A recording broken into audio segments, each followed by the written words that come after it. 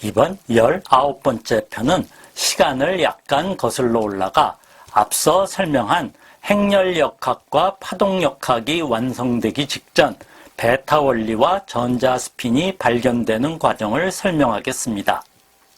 선 스펙트럼을 더 정확하게 측정하게 되면서 한 개의 선이 가까이 붙은 선들로 이루어진 것을 관찰하였고, 이를 설명하기 위하여 보어와 존머펠트가 제안한 3개의 양자수보다 많은 양자수가 필요함을 알게 됩니다.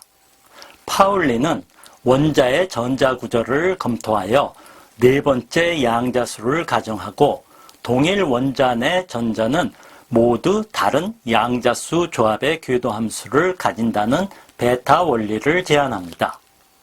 네덜란드의 젊은 물리학자 하우트 스미트와 윌렘 베크는 4번째 양자수는 전자의 궤도 운동이 아닌 스핀에 의한 것임을 제안하여 양자이론의 중요한 성질인 전자스핀의 개념을 확립합니다.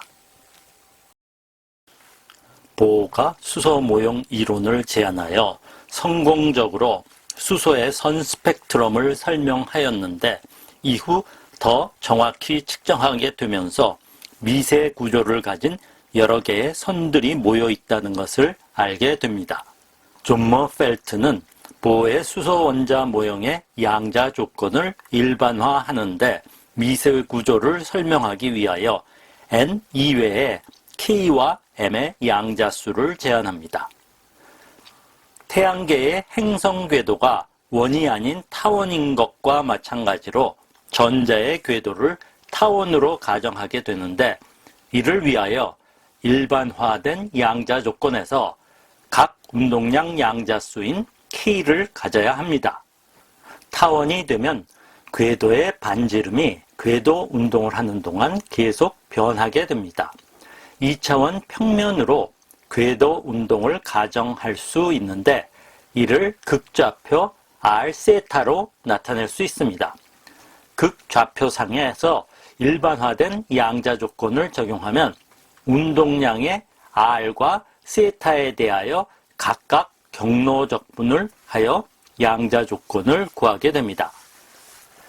원궤도 운동은 세타 좌표의 운동량에 대한 한 번 회전에 대하여 경로적분의 값은 이미 알고 있는 바와 같이 NH로 얻어집니다. 그런데 R에 대한 한 번 회전에 대한 경로적분은 R의 값이 변하지 않기 때문에 0이 됩니다. 반면 타원 궤도의 경우 R과 세타 좌표의 한 번 회전에 대한 경로적분 값은 보여지는 바와 같이 구해지고, K의 값은 세타의 양자수 n 값보다 1이 적은 0을 포함한 정수로 얻어집니다. 즉 K는 0, 1, 2, n-1이 됩니다. M은 자기 양자수로 제만 효과와 관계됩니다. 1896년 제만은 소듐 불꽃에 자기장을 가해주면 선 스펙트럼이 더 많은 선으로 분리된다는 것을 관찰합니다. 제만 효과는 정상 제만 효과와 비정상 제만 효과로 구분되는데, 정상 제만 효과는 전자가 핵 주위를 회전하면 전자기 고전 이론에 의하여 궤도면의 수직 방향으로 자기 모멘트가 생기는데, 보어의 양자 조건을 만족시키는 자기 양자수 M은 -K, -K 플러스 1, -1, 0, 1, K-1, K의 전부 2K 플러스 1개가 만들어지게 됩니다. 그리고 자기장에 의하여 에너지가 분리되어 선 스펙트럼의 미세 구조로 나타납니다. 즉, 3개의 양자수에는 N은 궤도의 크기, K는 궤도의 형태, M은 궤도면의 방향을 나타냅니다. 1922년 슈테른과 게를라흐의 실험에 의하여 증명됩니다. 비정상 제만 효과는 더 강한 자기장에 의하여 선이 분리되는 현상으로 당시에는 설명이 안 되는 의문이었습니다. wolfgang 파울리는 1900년생으로 비넷에 태어나 자란 유대인인데 아버지는 원래 성 파셀레스를 파울리로 바꾸면서 카톨릭으로 개종하여 유대인이라는 것을 모르고 자랐습니다. 아버지는 의대를 나왔지만 물리학에 대한 열정을 가졌고 친구 아버지인 마흐와 가깝게 지내 볼프강의 대부로 모셨습니다. 파울리의 이름도 볼프강 에른스트 프리드리히로 마흐의 이름을 같이 넣어 지었습니다. 파울리는 일찍이 신동으로 알려졌고 평생 쟁쟁한 이론 물리학자 중에서도 가장 뛰어남을 인정받았다고 합니다. 지도교수인 보른조차도 과학적인 면에서 파울리가 아인슈타인보다 더 뛰어나다고 했을 정도입니다. 우리 고등학교에 해당하는 김나지움 졸업 직후 상대성 이론에 대하여 완벽하게 이해하고 논문을 발표하여 아인슈타인도 놀랐다고 합니다. 1921년 존 머펠트로부터 학위를 받은 후 보른과 잠깐 같이 연구하고 함부르크 대학의 조수로 있으면서 1922년 하이젠베르크와 마찬가지로 괴팅겐의 보호축제에서 처음 보호와 대면을 하고 깊은 인상을 받으며 코펜하겐의 일원이 됩니다.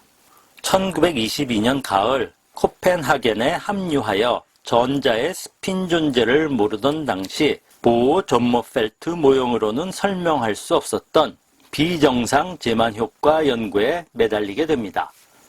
그러나 1년을 보내면서 별 소득 없이 함부르크 대학으로 돌아가게 됩니다.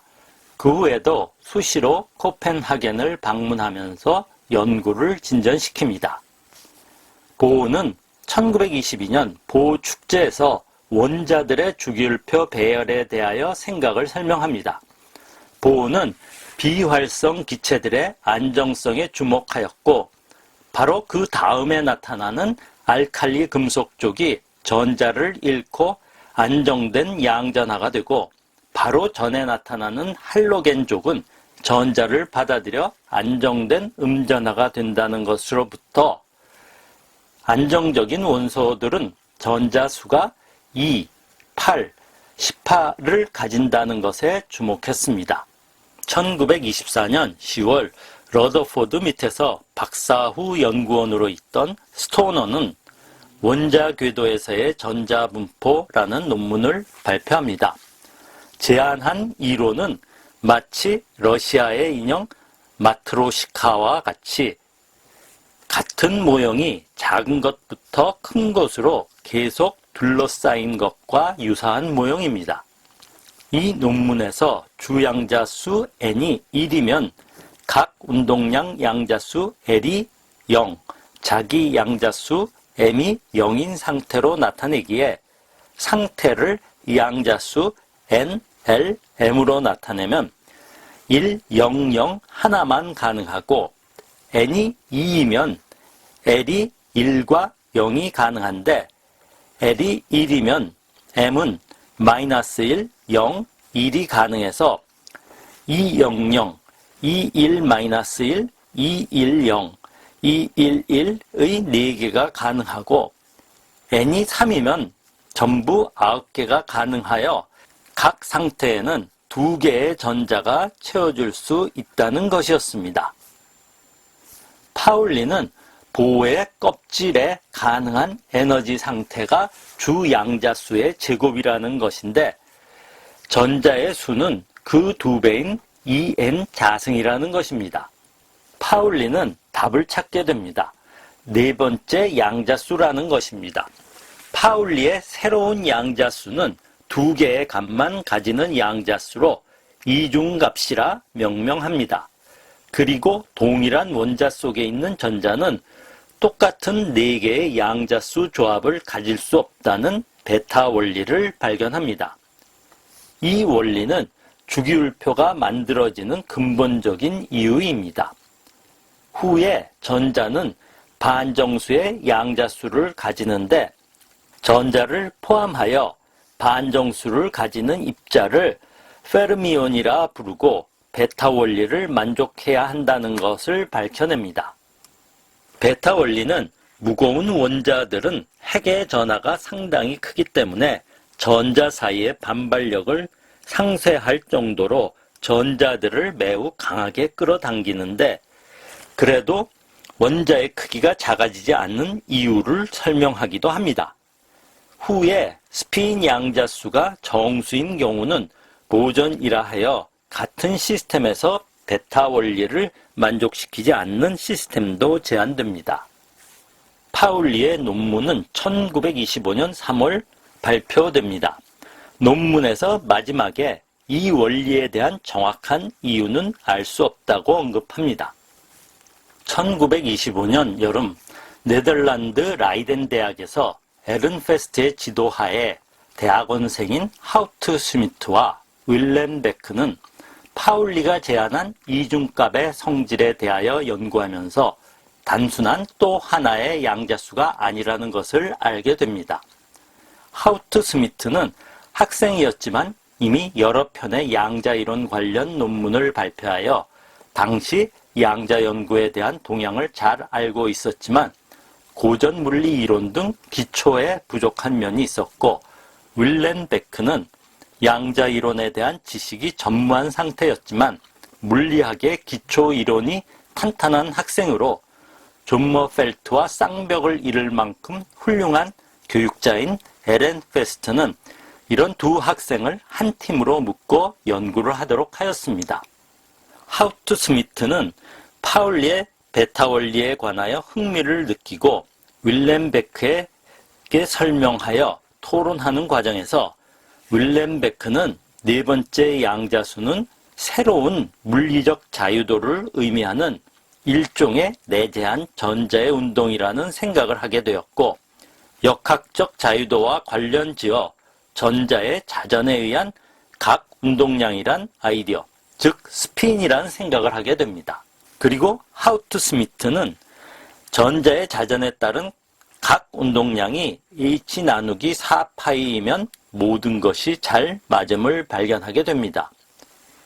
그러나 대학원생으로 더 이상 진전시키기 힘들었고 자신도 없어 논문을 쓸 생각을 못합니다. 이 이야기를 들은 에렌페스트는 격려하면서 표면 전하를 가진 구의 회전에 의한 자기 모멘트에 관한 고전 이론 논문을 공부하도록 하여 연구를 진전시켜 실험 결과를 만족시키는 연구 결과를 얻게 됩니다. 에렌페스트는 논문을 작성하도록 하고 논문을 당시 은퇴해서 가끔 강의를 나오는 원로 교수인 로렌츠에게 의견을 들어보라고 합니다. 윌렘 베크는 로렌츠에게 의견을 구했는데 고전 이론의 대가인 로렌츠로부터 전자가 자체 회전을 한다면 표면의 속도가 빛의 속도의 10배가 나온다는 것과 구한 자기 에너지의 문제 등 심각한 오류가 있음을 지적받게 됩니다. 윌렘 베크는 논문을 발표하지 않아야 할 것 같다고 했는데 에렌페스트는 이미 제출되고 곧 발표될 것이라 하면서 자네들은 젊으니까 바보 같은 짓을 좀 해도 괜찮아 하고 논문은 11월에 발표됩니다. 당연히 이 논문은 양자이론 물리학자들에게 큰 주목을 받게 됩니다. 코펜하겐의 물리학자들은 문제를 느끼면서 특히 보어의 생각에 주목합니다. 보어는 당시 유럽 전역의 여러 학회에 참석하느라 여행 중이었는데 전자스핀의 아이디어에 대하여 당초 부정적이었습니다. 원자 안에는 전기장은 존재하지만 자기장은 없다고 생각했기 때문이었는데 아인슈타인과 논의 과정에서 핵 주위를 회전하는 전자는 전자를 정지계로 생각하면 특수 상대성 이론 효과로 회전하는 전기장이 자기장을 만들어낸다는 설명을 듣고 전자 스핀의 가능성을 깨닫고 스핀의 열렬한 지지자로 변신합니다. 전자는 실제로 자전을 하는 것이 아니고 각 운동량을 나타내기 위하여 스핀이라고 당초 잘못 이름 붙여진 셈인데 보어는 전도사로 양자이론 학자들을 설득하면서 스핀이라는 이름이 통용되는데 결정적인 역할을 하게 됩니다. 파울리는 보어의 변신한 의견을 듣고 코펜하겐의 이설이라고 불렀습니다. 전자의 스핀은 슈텔은 게를라흐 실험 결과의 비정상 제만 효과를 설명하는 제안이었는데 받아들이는 데의 이론적 문제점을 상대성 이론으로 해결한 후 스핀의 존재를 인정받게 되고 양자 이론의 또 다른 중요한 특징이 됩니다. 후에 디렉은 전자의 스핀 방향이 두 가지이기 때문에 원자의 궤도 함수에는 두 개의 전자가 스핀 쌍으로 이루게 된다는 제안을 합니다. 이러한 발전 과정은 하이젠베르크와 슈레딩거의 양자 이론이 제안되기 직전에 이루어진 것이고 실험적 결과를 맞추기 위한 일종의 가정으로 제안한 것으로 전자 스핀의 더 정확한 설명은 디렉의 상대론적 양자 이론이 제안되어 이해할 수 있게 됩니다. 이번 편을 요약하면 선 스펙트럼의 미세 구조를 설명하기 위하여 보어 존머펠트 원자 모형에서 3개의 양자수가 재현되었는데 파울리는 비정상 제만 효과를 설명하기 위하여 4번째 양자수의 도입과 베타 원리를 제안하였고 하우트 스미트와 윌렘 베크는 4번째 양자수가 전자의 스핀임을 제안하여 양자 이론의 중요한 특징을 확립합니다.